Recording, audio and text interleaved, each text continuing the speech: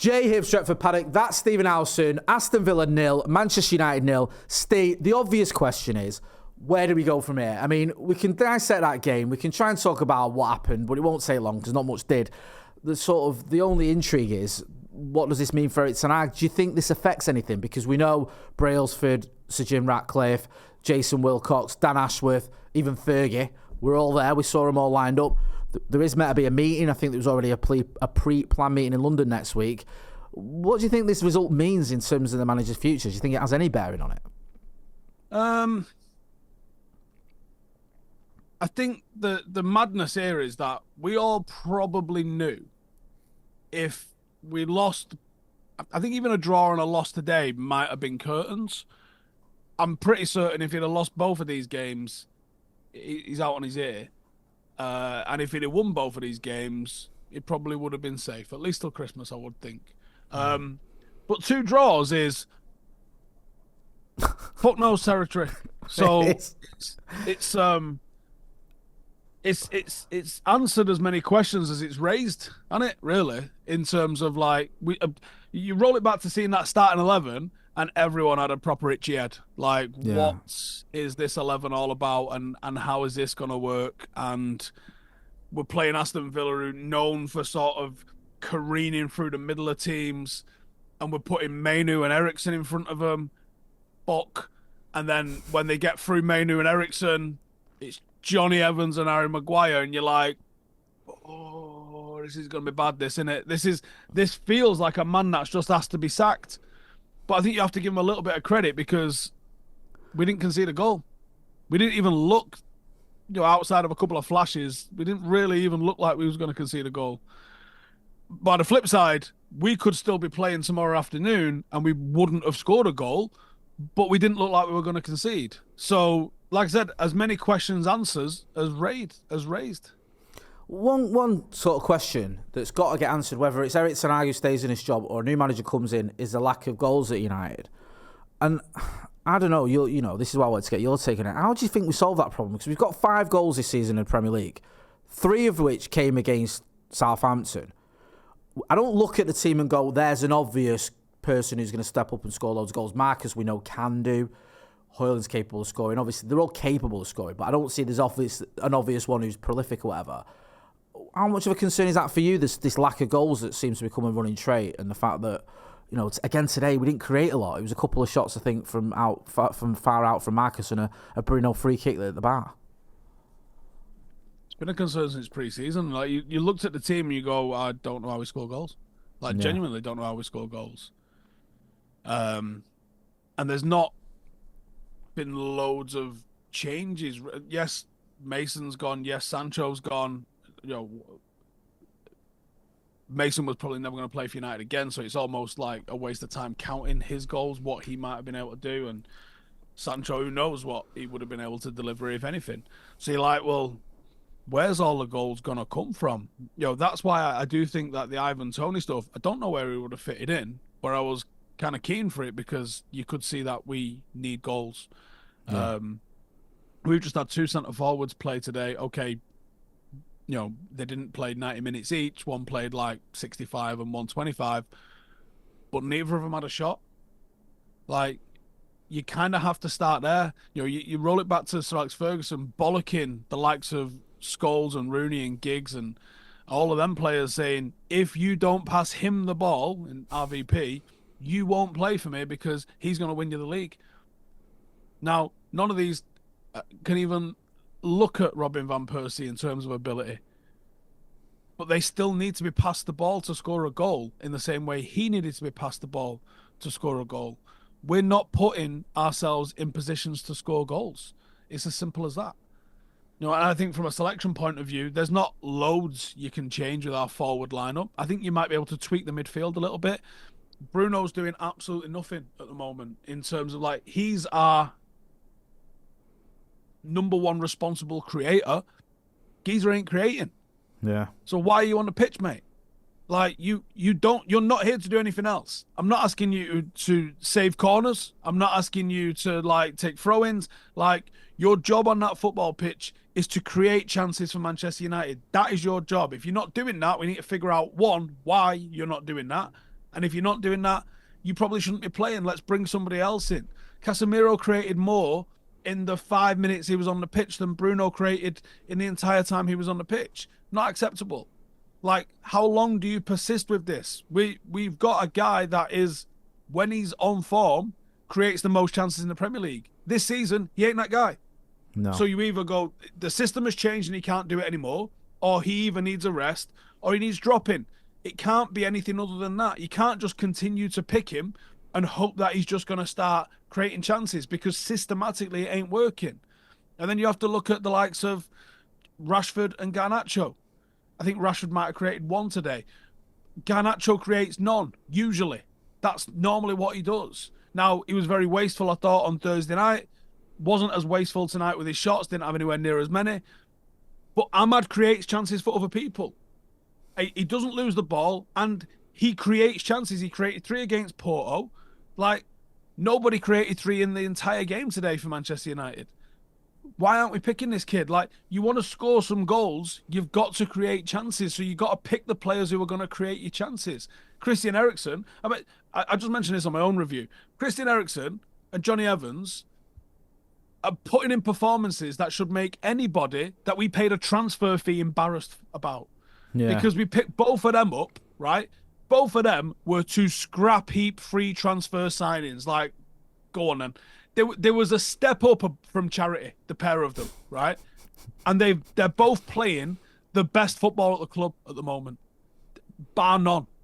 Christian Eriksen is in a run of form that needs studying. Like, I know that we've changed into a little bit more of a possession-based system, and suddenly he looks absolutely sensational, and Bruno's maybe fell off a cliff. That might have been a consequence of the way we've started playing. Cool, go with the guy that's working. He's working. Build the midfield around him, because he's creating chances. He created 2 again today. Like, and Johnny Evans, now obviously he can't play every single week, but oh my God. Like, when you've got players £89 million, £85 million all over that pitch, and the 2 best players cost us less than a packet of quavers. Less than a packet of quavers. It's insane to me. It's insane to me. And it just shows how you can run a football club so much better than Manchester United has been run for the past decade. When you just see that that's how good you can get footballers if you get the right people in. 100%. You said that. I mean, we don't know what is going to happen. Do you have faith this manager, if he's given the opportunity, can get this team going? Because a lot of the players have signed or have been signed under him. Whether he's had how much he's had a say in some of the signings, I don't know. But a lot of them are players that have either been signed by him or, you know, developed by him or whatever, or brought through the academy by him. Do you think that if he's given the opportunity, he could still make a success of it, or do you think we're too far down the line now? No, I think he can make a success of it. Whether he will or not, obviously, I have no idea. But there has been flashes of good stuff, but you have to be real about some of the things that haven't been good enough. So over the 2 and a bit years that he's been in charge, because I'm sick of seeing people saying it's been 3 years for starters, because it ain't. No. It's his 3rd season. And we are 2 and a bit years into the 3rd season. He had so much to deal with in the 1st season and managed to get top 4 on a trophy. He had an unprecedented amount of shit to deal with in the 2nd season, and he's overseen this sort of like partial ownership change, which can't have been easy to navigate as the manager. This was essentially a new project that started in about April. Yeah. So whether or not he's been here longer than that, or whether or not the signings he's made, like, I see people, I think we should have done everything we can to sell Anthony, because I think Anthony will be the anchor that sinks him.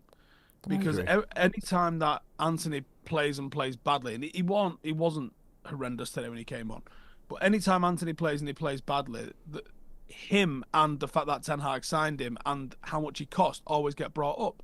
But I don't think Ten Hag had any say in how much he was going to pay for him. It was just a bad deal. Like, that shows the weakness of the leadership in the football board at the time, that just went and got him, rather than looking at alternative options that might have cost 1/3 as much and been better players. Now, there's been countless examples of that over the last decade. And it'd be unfair on this manager to be lumbered with, well, you wanted him. managers want everyone. Managers would have a Chelsea-sized squad if they could get away with it. But it's on the football club to be able to tell them how to manage that more effectively. So Alex Ferguson would have signed literally everyone if he was allowed to. Yeah, right? That's how it works. Managers want players and they want options. They don't give a fuck how much it costs because it's not relevant to them. So it's a little bit on the unfair side to lumber in with the cost of what the idiots that was in charge of the football club paid for Anthony. Like, it came out, didn't it, that the club valued him at 30 million and then sanctioned an 85 million signing for him. Makes no sense. Right. If I told you I'd bought a house and my budget was 300k and you go, oh, cool, how much did you spend on it? 850. You'd have been like, why did you do that? Yeah. Was anyone else in for him? Oh, no. I just thought it was getting late in the day, wasn't it? Wanted to get the deal done. No, that was it. You're right. And I, my thoughts on Anthony, but if you're a manager who's lost back-to-back games as well, and the club says, we can get you Casemiro and Anthony, are you going to quibble over how much is being spent on those players if you think those players are going to help you win football matches? So I get it. I do. And I do agree with you, though. I think that might be one that, if he does end up going, when you look back, that could be a signing that's one of the reasons that he's done for. Ste, always a pleasure, never a chore. Go and check out Steve's other review on his channel. Go and check out Stretford Paddock FC. If you want cheering up as well, there's a bit of the highlights up on Stretford Paddock FC for this goal that you're underwhelmed by. We're not doing I think highlights, it's a bit of a wonder goal. No more. We're kind of doing mini documentaries. All right, okay. So there was a chance yesterday. So we took on some under 16s and under 12s and stuff this season. And yesterday there was an opportunity for us to start playing some of our under 16s because they've started to be old enough now. Because you actually have to be 16 to be able to play men's football. You can't play at 15, which is mental because you can play. I thought you could. Adult men's football at 15 or 14 if you wanted to, but yeah, the rules for our leagues is you have to be 16. Right, okay. They can't even play under 21s at 15 because it's classed as an adult league. They can play under 18s, but not under 15, not under 21. So, so one of the lads has turned 16, and he's with us, and he's also with City. So he's a good lad, and I was going to give him his debut yesterday, but he was, talk about teenage problems. He was out touring colleges, so he couldn't make it. But he'll probably be getting his debut in the next couple of weeks, and then I've got a few that sort of around Christmas that are due to sort of hit 16 as well. And they've been training with the first team since July, and they're good enough, right? So while we're not doing highlights, we're doing like mini docs, and that's one of the mini docs that we're doing at the moment is to show. I talk about youth football, the importance of bringing through youngsters, them understanding how they play and this, that, and the other. And a lot of what I do with Paddock FC is me figuring out if I actually know what the fuck I'm talking about or if I'm full of shit. So, I'm trying to put my money where my mouth is and play football how I would like to see it played and bring through my own youngsters and see if we can maybe get them playing at a high level of non-league and stuff. So that's what we're doing. If you're interested in that, go and check it out. Also, check out your TikTok as well, Stretford Paddock FC TikTok, which is absolutely banging at the minute. It's getting all sorts of views and fucking views on the highlights. I know, man. It's smashing I don't know why. I don't know. Mate, TikTok's, leave that to the kids, but you're doing well on there. Always a pleasure, brother. I'll chat to you next week. Go and check out all those channels I mentioned. Don't forget as well to hit like, share, and subscribe. That's been Stephen Howson. I've been Jay Motti. This has been a review of the emphatic 0-0 at Villa Park. Thanks for watching.